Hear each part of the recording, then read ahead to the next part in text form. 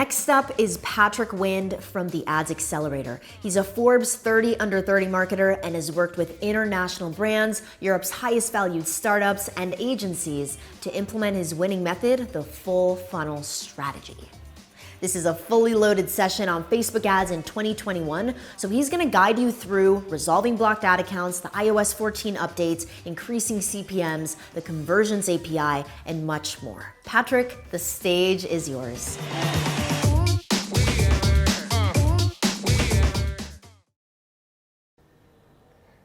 This is serious because Apple has just released their brand new iOS 14 update. This may significantly impact the way that you run ads, measure your performance, and engage with your customers. But no worries, you're here at the right spot. During the next 30 minutes, I'm going to present you the ultimate iOS 14 checklist for your Facebook and Instagram ads. My name is Patrick Wind, and according to Forbes magazine, I'm one of the 30 best marketers here in Europe. What I'm going to show you over the next 30 minutes are the exact 10 steps that we are currently applying to over 120 different brands all over Europe, like Asics, Bioderma, Conforama, Glovo, Havaianas, or even Engel and Völkers. These are the same strategies that also our mastermind students apply to their own ad accounts. So, what is this iOS 14 update actually about?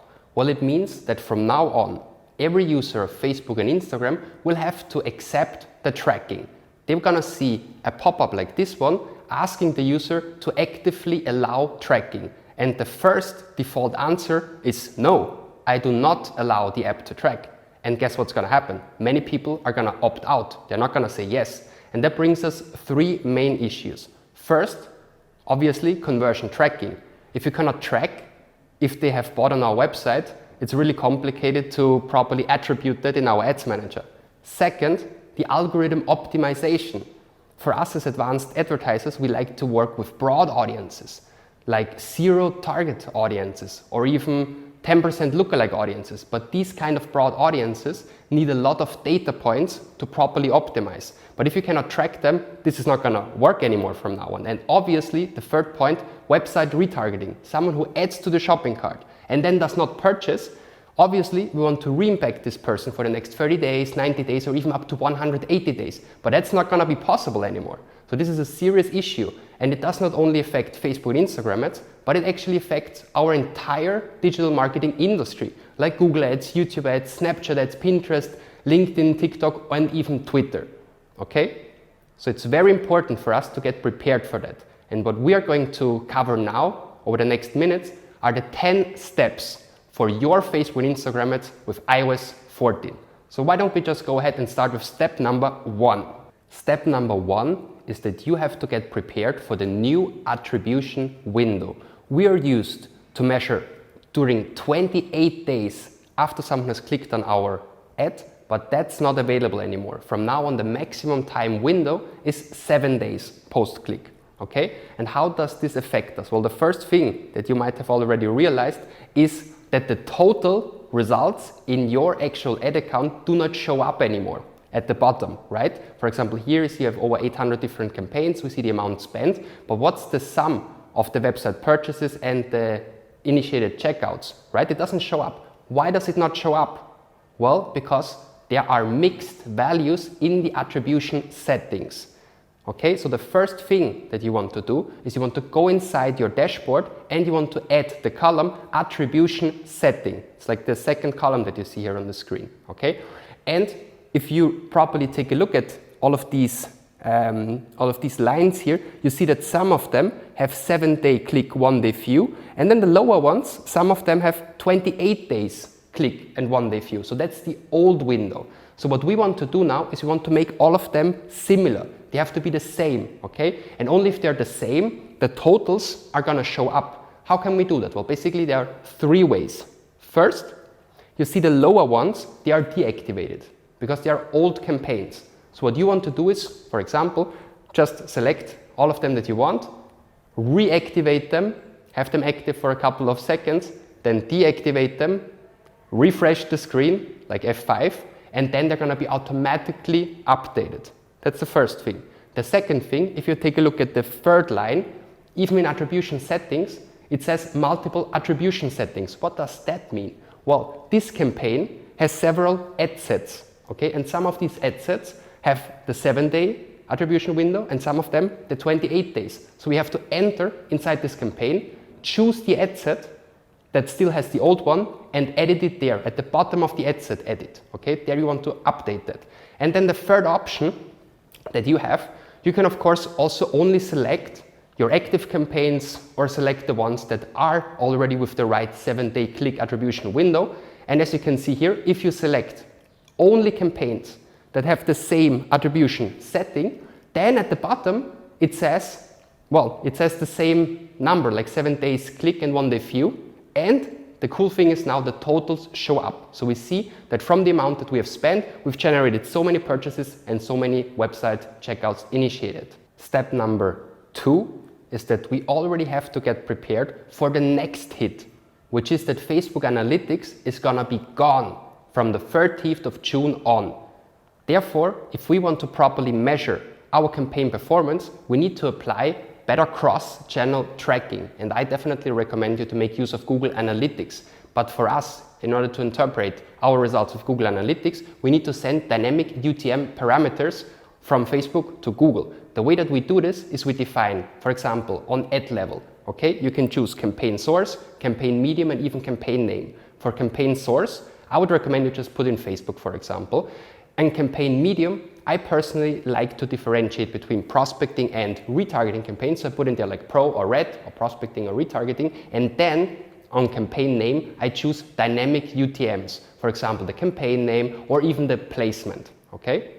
And why would we want to do this anyways? Well, if you have a look now at the Google Analytics interface, you can see that within acquisition and campaigns, you can properly see a complete breakdown by campaign name, source, and medium, and therefore you can properly interpret the results from the prospecting or retargeting campaigns, for example.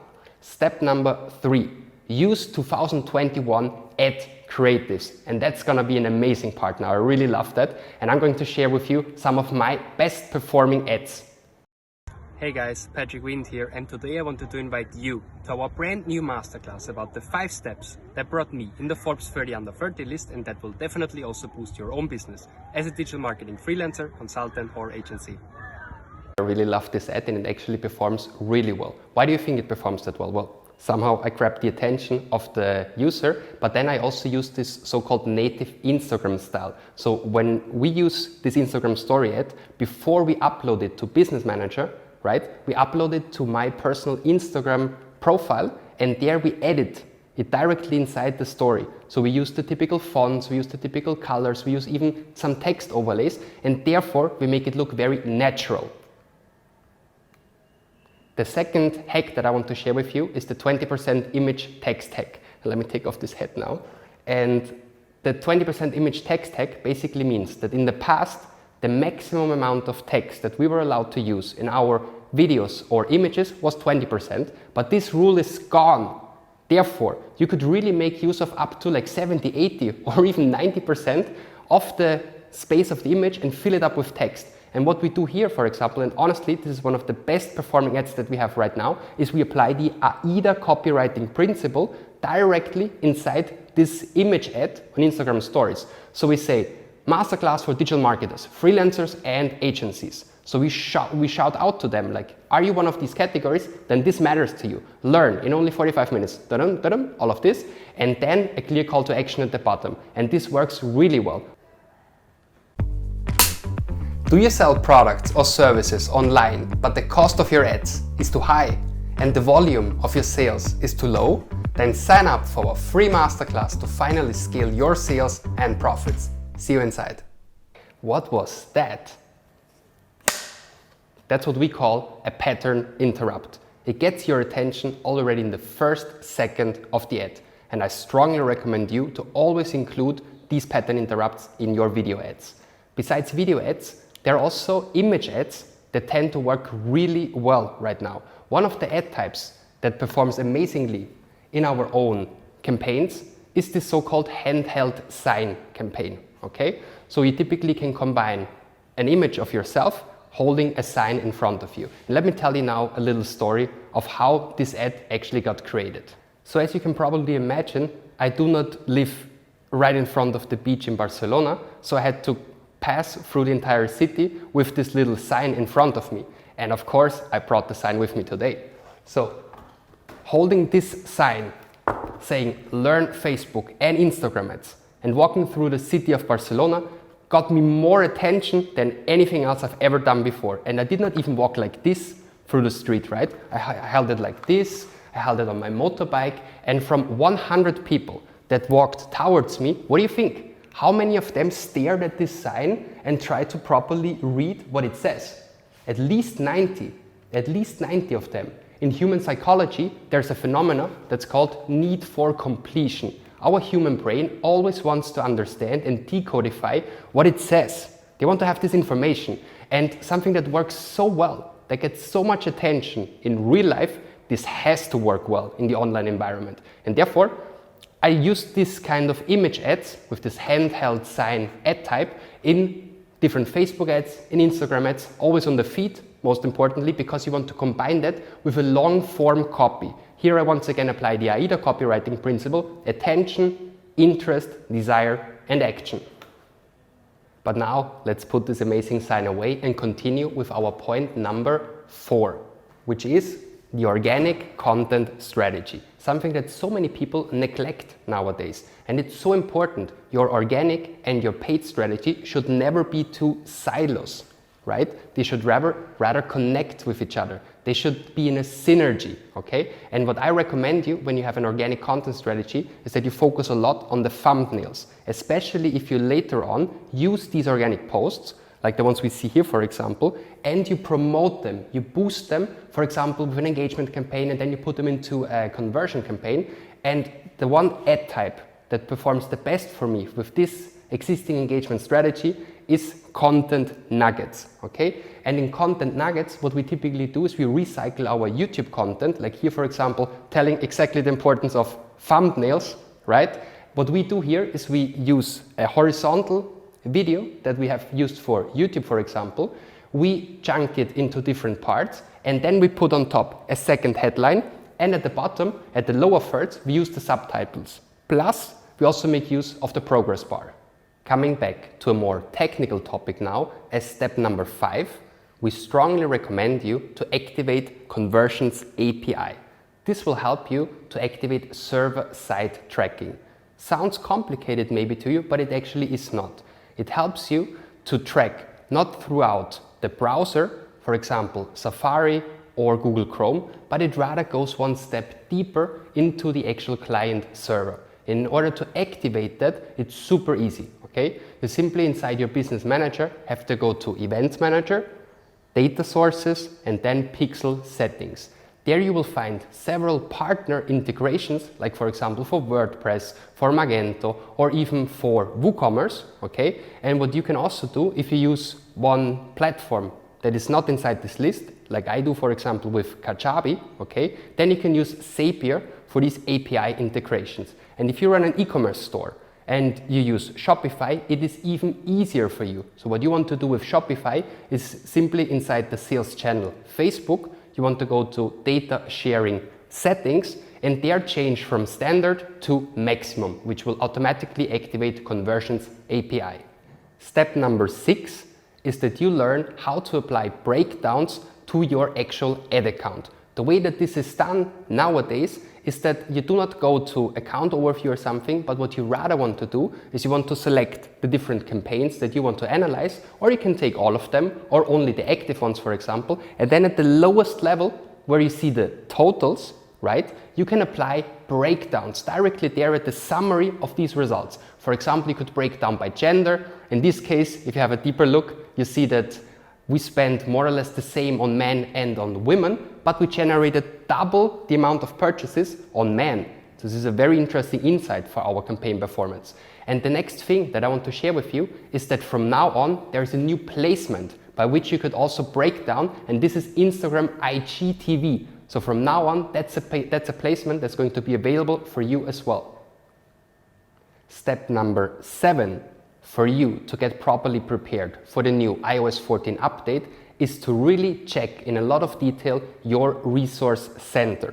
The resource center, as you can see here, is a tab after ads, ad set and campaigns. There you have resource center. And what it is basically a communication tool between you and Facebook. Okay, so you see on the one side, Facebook gives you some updates about the latest trends, about the latest things that are going on with iOS 14. But then there's another thing that's called tasks. And tasks is really good because this is a personalized step-by-step action plan for you to get your ad account properly updated for iOS 14. So what you see, for example, here is one task is to verify your domain, which brings us to step number 8. How to verify your domain, which is something that everyone needs to do now. Okay, there are 3 ways to do it. You can do it via DNS verification, HTML file upload, or what we recommend, because it's the easiest, is meta tag verification. So with meta tag verification, you simply take this snippet of code, the same way you did it with the Facebook Pixel, right? So you just take this snippet of code, you copy it, and then you paste it into the header of your website. And once it is implemented there, you click on verify, refresh the page, and then it's going to turn to the green button instead of the red button. Okay? And the last advanced tech that I want to give you here on this step is that once it is verified, it is super important that you connect also the different Facebook pages to it. This is going to save you a lot of hassle in the long run. Once your domain is verified, as a next step, you want to prioritize the 8 conversion events per domain. And as you can see here, you want to prioritize them from highest to lowest. For example, in the e-commerce environment, this is relatively logical. So the highest priority should have purchase, then initiate checkout, then add to cart, and then view content. And what you can do, and which is strongly recommendable, that you activate this little button here that says value optimization, because this will help the Facebook algorithm to really find the high-paying customers for you. It will count, however, as 4 events out of these 8, but it's all fine in the e-commerce environment because you do not have so many events that you want to optimize for. If you run lead generation campaigns, for example, with a webinar funnel like I do for my own info product, you rather have many other different conversion events. And what I do, for example, is I select several of them from the pixel, which is connected to my domain, but I can also choose them from custom conversions. Now, after all of these technical topics, let's jump to my favorite step, which is step number 10. How to apply the zero friction funnel. The zero friction funnel can be applied perfectly to e-commerce businesses and also to lead generation, for example, for info products. Let's start with the e-commerce environment. In the e-commerce environment, the zero friction funnel truly is the future, okay? Why? Well, because you do not steal the traffic anymore from Facebook or Instagram, but you rather maintain the traffic inside the platform. This means that you have the user check out, so paying with the credit card or with PayPal directly inside the platform. And obviously, Facebook is going to benefit that a lot. They're going to have you pay lower CPMs and they're going to rank you higher on the feed of the user. And for the info product environment, it's also relatively easy to apply the zero friction funnel. What you want to do, instead of bringing the traffic from Facebook and Instagram, for example, to a third-party platform like EverWebinar, where you cannot properly verify the domain, right? Instead of doing that, you maintain the traffic inside the platform. How could you do that? How could you run a webinar funnel inside the Facebook and Instagram platform?